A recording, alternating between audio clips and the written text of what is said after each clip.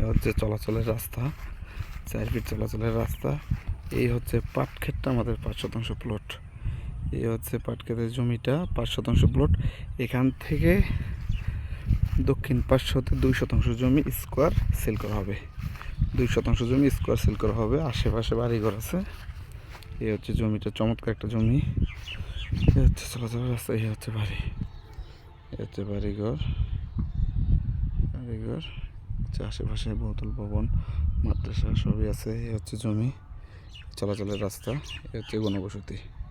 এই হচ্ছে এগুলো হচ্ছে গণবসতি। গণবসতির পাশে, গণবসতি থেকে 300-400 ফিট ভিতরে এই হচ্ছে চলাচলের রাস্তা। এই হচ্ছে জমি, চমৎকার একটা জমি। 2 শতাংশ সেল করা হবে এখান থেকে। 2 শতাংশ জমি সেল করা হবে, চমৎকার জমি।